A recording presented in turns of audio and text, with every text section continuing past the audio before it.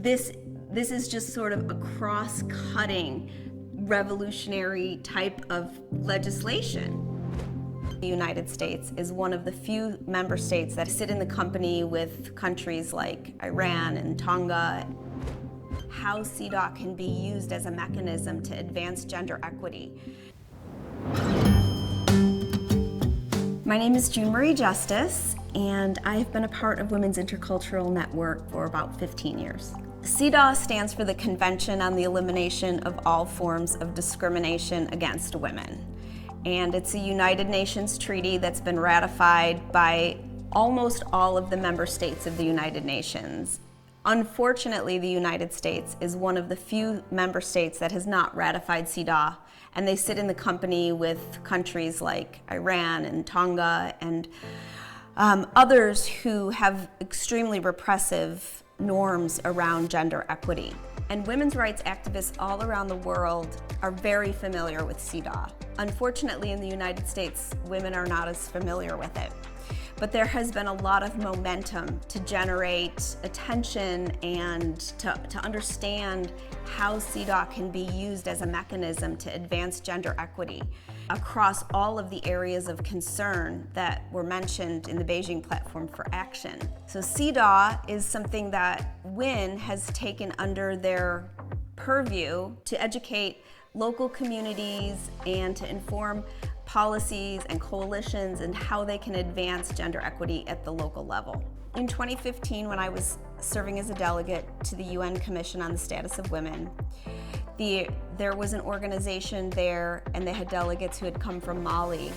And it was one of the times when I really recognized the connection between policy and the implication in the day-to-day lives of women.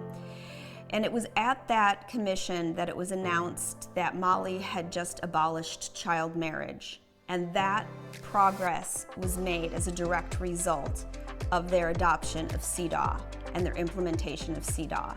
Since 2014, Women's Intercultural Network has been a steward of the Cities for CEDAW campaign and the Cities for CEDAW data. As a part of that project, Women's Intercultural Network has been collecting data from cities around the United States and even some cities internationally who have adopted ordinances or local measures, whether they're resolutions or binding ordinances, to support CEDAW at the grassroots level. It is now 10 years. This is the 10th anniversary of Cities for CEDAW, and CEDAW work is ongoing in parts of the United States and internationally.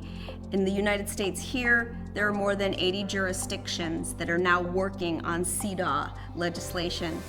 And it's just been incredible to see the impacts that this is having on the lived experience of women and girls all across the United States and elsewhere. But in particular, the Cities for CEDAW has really blossomed in the United States. So this 10th anniversary, we're celebrating that monumental kind of shift that we've seen and the growth we've seen in Cities for CEDAW.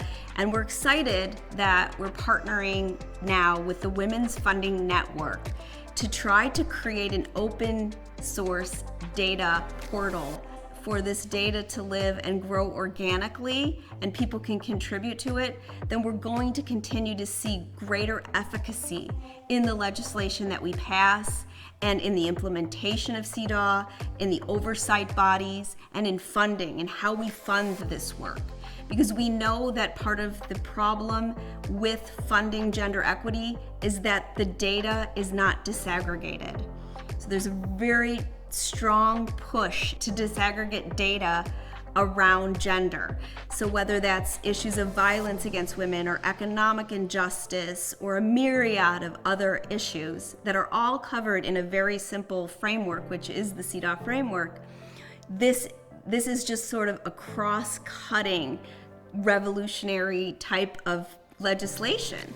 And so to see it come to fruition in many jurisdictions, in counties and cities across the United States has been really exciting. Take a look at our latest Cities for CEDAW report.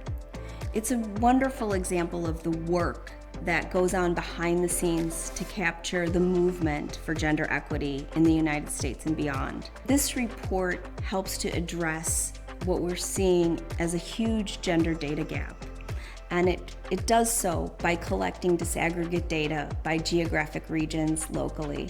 And again, it goes back to think globally but act locally. We need to collect that disaggregate data to better inform our policies and programs at every level. So please take a look at that report and see if you're interested in supporting the work.